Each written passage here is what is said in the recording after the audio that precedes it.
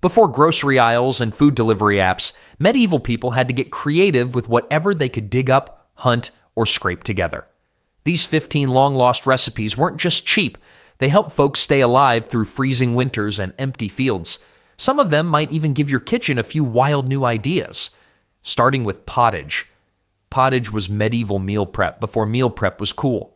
This humble dish kept people alive, a thick, hearty stew that bubbled away in the pot, hanging over the fire in most peasant homes. The beauty of pottage? Throw in whatever you had on hand. Barley, oats, peas, beans, turnips, leeks, and if you were lucky, a tiny scrap of meat or fat. Nothing fancy, just pure survival. The longer it cooked, the better it got. Families would keep their pottage going for days, even weeks, just adding fresh ingredients as needed. It was basically the original never-ending soup. The gift that kept on giving until someone accidentally dropped a shoe in it. This wasn't just convenient, it was smart eating. The slow cooking broke down tough vegetables and grains, making them easier to digest and releasing more nutrients. In medieval England, more than 70% of peasant meals featured pottage in some form. It wasn't just food, it was a daily ritual. The noble lords might have had fancy feasts, but the peasants had pottage, proving that even in the Middle Ages, the one-pot meal was king, just not the actual king. The flavor? Rich and complex from the constant simmering. The texture? Thick enough to stick to your ribs through a day of backbreaking fieldwork. Sometimes it got so thick you could stand a spoon in it. Medieval engineers probably got the idea for cement by looking at week-old pottage. Modern nutritionists now say this humble peasant food was actually healthier than many of the fancy dishes eaten by nobles. Speaking of preserved foods that kept people alive through harsh winters, pickled herring was the medieval solution to food storage when ice boxes weren't even a dream yet. These small silver fish were caught by the thousands, then packed tightly into wooden barrels with layers of salt and vinegar. The result? A protein source that could last months or even years without going bad. By the 1300s, the Dutch had perfected this preservation method so well that pickled herring became their most valuable export. These preserved fish were so important to medieval Europe that entire wars were fought over herring fishing rights. Talk about taking your seafood seriously. The taste of pickled herring was strong, salty, tangy, and distinctly fishy. For most common people, this powerful flavor wasn't a downside. It was a blessing that made plain bread or potatoes much more exciting. The smell was memorable too. Walking into a medieval fish market was like getting slapped in the face by the ocean itself. From preserved fish to preserved nuts, medieval folks knew how to make food last without fridges. Pickled walnuts might sound strange today, but they were a medieval food preservation masterpiece. Unlike the brown, hard-shelled nuts we know, these were harvested while still green and soft, long before the shell formed. The young walnuts would be soaked in brine for days, then packed in spiced vinegar with cloves, mace, and pepper. Once prepared, they'd last for years without spoiling, crucial in times when food security was never guaranteed. The black, tender result had a unique taste, tangy, slightly bitter, with a texture unlike anything else in the medieval larder. What's remarkable is how this food crossed class barriers. Wealthy landowners enjoyed them as a delicacy, but they also became the original dumpster diving food for peasants who gathered fallen nuts from public lands. During the Middle Ages, nothing edible went to waste. A 15th century English household book warns that to waste food is to mock God's plenty. A medieval version of your grandmother telling you to clean your plate. Speaking of sweet memories, not everything medieval folks ate was savory. Honey cakes brought sweetness to medieval tables when sugar was a luxury few could afford. Made simply with flour, honey, and occasional spices like cinnamon or nutmeg, these treats were the closest thing to dessert that common folk ever tasted. Bakers would mix the sticky honey with flour, form the dough into small rounds, and either bake them in communal ovens or steam them over boiling water. The secret ingredient? Time. Honey cakes improved with age, developing deeper flavors as days passed. Clever medieval bakers knew this and prepared batches in advance for special occasions. Unlike modern cakes that go stale quickly, these dense treats stayed good for weeks, making them practical as well as delicious. While honey cakes appeared at weddings and feast days, they also had a darker side. They were traditionally served at funerals too, giving mourners something sweet to offset the bitter business of burying loved ones. Records from a 14th century abbey mention over 50 pounds of honey used annually just for funeral cakes. For the average medieval family, honey cakes represented rare moments of indulgence. Children might receive one on their saint's day or after the harvest was complete. The taste wasn't cloyingly sweet like modern desserts, but had a subtle complexity from the raw honey, which carried flavors of whatever flowers the bees had visited. Medieval honey cakes were so valued that some folks believed they contained magical properties. The only magic was how quickly they disappeared when nobody was looking. After enjoying something sweet, medieval diners often turned to creative ways of using every last crumb of food. Bread porridge was the ultimate way to rescue yesterday's loaf. This thrifty dish, also called panada, transformed rock-hard bread into a comforting meal.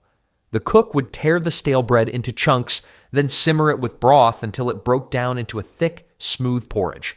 Add herbs, a bit of fat, maybe an egg if you were lucky, and dinner was served. Bread was sacred in medieval culture, the staff of life. Wasting it wasn't just frowned upon. In some villages, it was actually punishable. Records from a small town in France show a baker who was fined and publicly shamed for throwing away unsold loaves instead of giving them to the poor or making panada. The average medieval peasant ate up to 2 pounds of bread every day, making bread porridge less a creative recipe and more like medieval damage control for their main food group. When bread went stale, which happened quickly, without preservatives, panada saved the day. The beauty of this dish lay in its flexibility. Royal court recipes show fancy versions with saffron, almond milk, and sugar, while humble village recipes used whatever broth was available, often flavored with foraged herbs or garden vegetables. The texture was smooth and silky, not unlike modern risotto, but made entirely with ingredients that might otherwise go to waste. Medieval bread porridge had the amazing ability to stretch a kitchen's resources so far that it would make a modern budget cookbook author weep with joy. Speaking of stretching ingredients in creative ways, medieval cooks also mastered the art of making simple food. Simple egg and herb tarts fed countless medieval families with minimal ingredients and maximum flavor. These small pastries were an early version of quiche, just eggs, herbs from the garden, and sometimes a sprinkle of cheese if you were lucky enough to have it. Medieval cooks created a basic dough from flour and water, pressed it into shallow pans, and filled it with beaten eggs mixed with whatever green herbs were growing nearby. The genius of these tarts lay in their adaptability. Spring tarts might feature wild garlic and young nettles, while summer versions would be bursting with parsley, sage, and thyme. Any leftovers from yesterday, a bit of fish, some roasted turnips, the last scraps of bacon, could find their way into these versatile dishes. Cooking happened right in the hot ashes of the fire or in small iron pans nestled among the coals. No fancy temperature controls, no kitchen timers. Medieval cooks judged doneness by look, smell, and their hard-earned experience. These tarts were basically the original portable meal, medieval fast food without the drive-through window. Women would make these tarts in the morning before fieldwork began and wrap them in cloth for midday meals. Men working far from home would unwrap these hearty treats hours later, getting a much-needed protein boost to power through afternoon labor. Records from a manor house in Yorkshire show its kitchen prepared over 100 herb tarts each week for workers during harvest season, proving how important these simple egg dishes were to keeping medieval labor forces fed. Like a medieval air fryer without the smug social media posts, egg tarts cooked quickly and fed many with little fuss. From protein-packed tarts to filling legumes, medieval meals often featured another affordable power food combo. The humble mixture of mashed beans and leeks might not sound exciting, but in medieval times, this dish was a nutritional powerhouse that kept bodies strong through the harshest winters. Broad beans, fat, protein-rich legumes, formed the base of this staple food.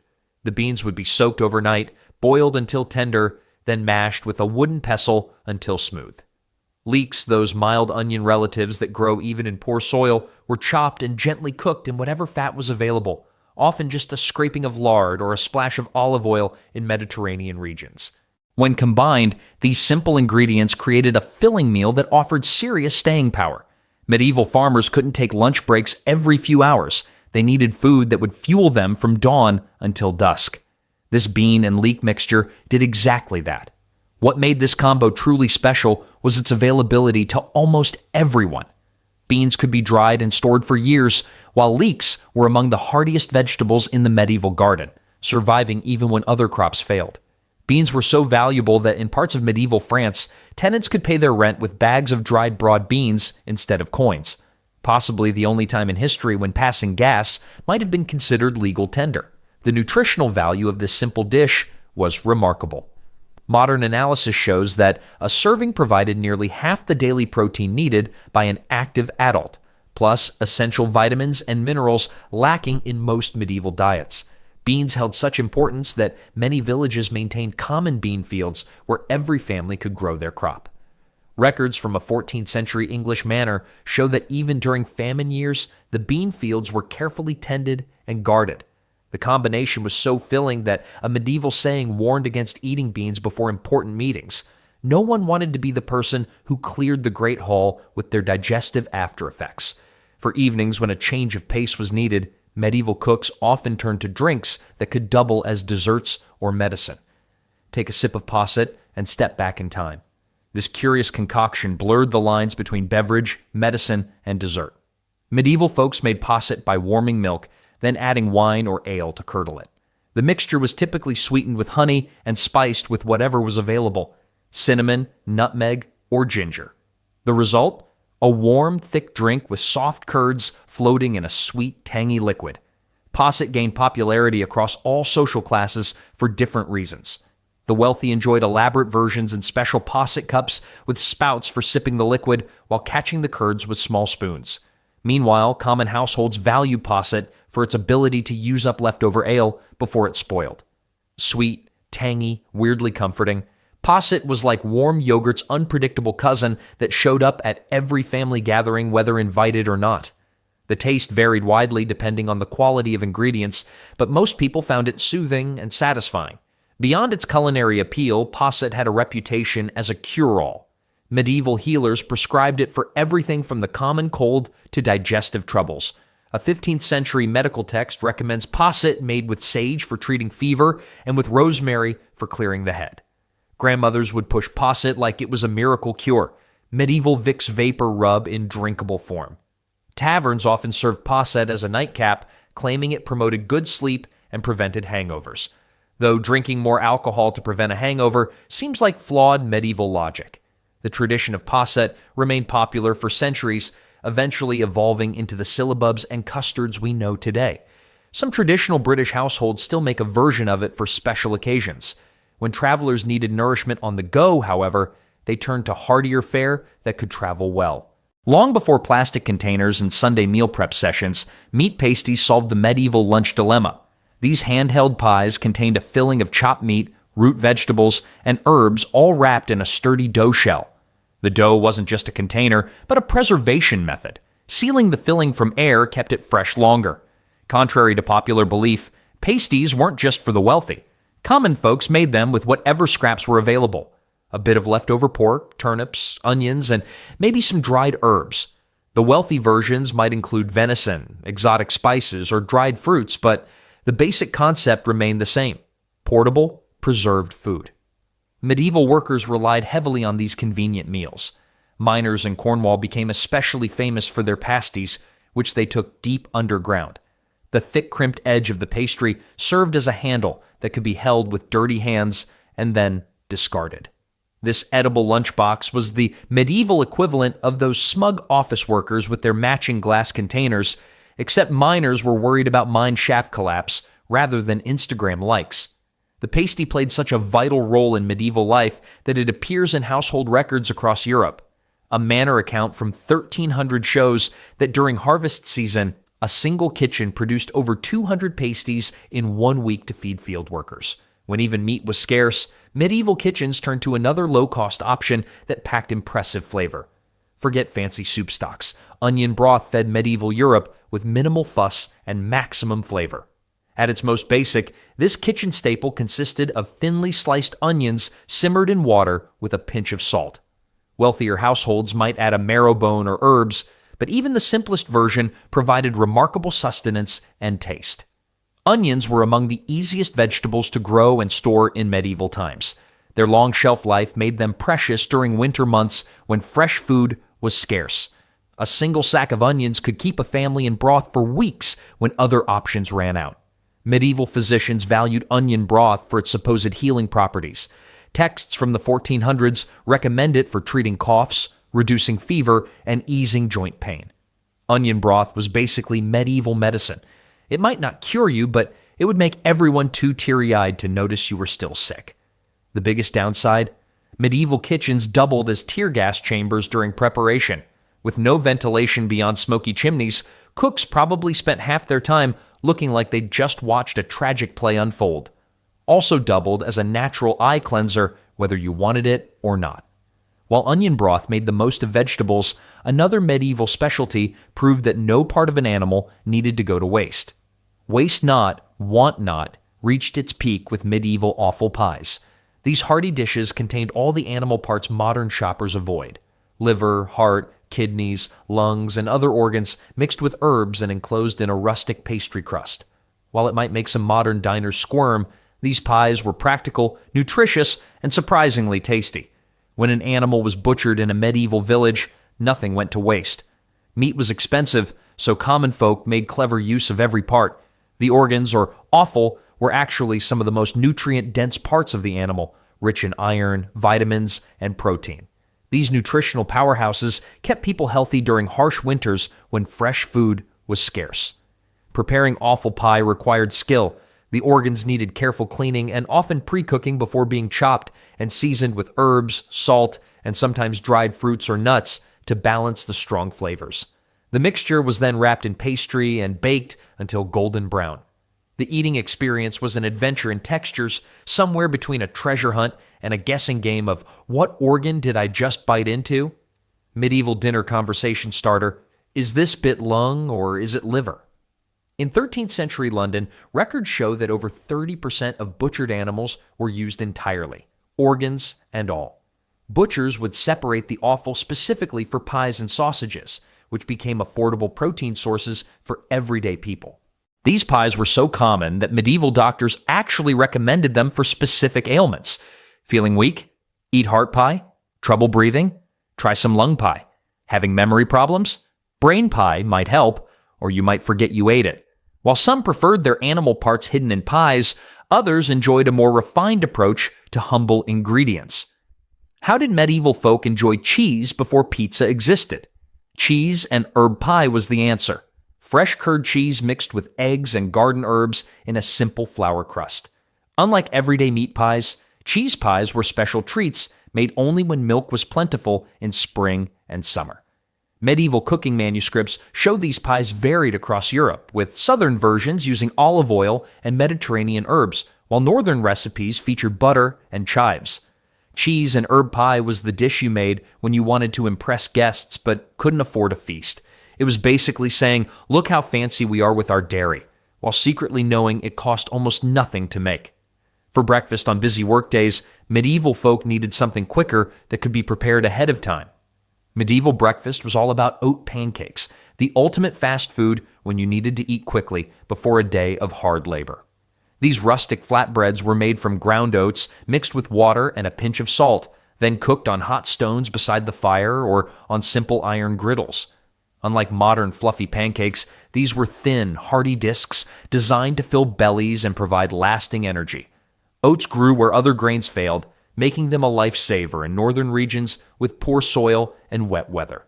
Scottish and Irish communities particularly relied on oat pancakes as daily staples. These weren't the Instagram-worthy maple syrup-drenched stacks we know today. They were the no-nonsense workout fuel of the medieval world. A fun fact: pancakes became especially important during Lent when fasting rules required creative cooking. Pre-Lenten pancakes used forbidden ingredients like eggs and fats before the 40 days of fasting began. While oat pancakes kept workers going, another medieval favorite brought warmth and cheer at the end of a long day. After a long day of medieval labor, nothing hit the spot quite like spiced wine, or hippocras as it was commonly called. This warming beverage took ordinary wine and transformed it into something special by simmering it with cinnamon, ginger, cloves, and sometimes honey. The spices masked the flavor of cheaper wines, allowing even modest households to enjoy a luxurious tasting drink. Medieval physicians claimed hippocras aided digestion, which conveniently gave people an excuse to enjoy it after heavy meals. Medical texts from the 1300s prescribed it for everything from stomach troubles to catching a suitable husband. Serving Hippocras at the end of a meal was the medieval version of "I deserve this."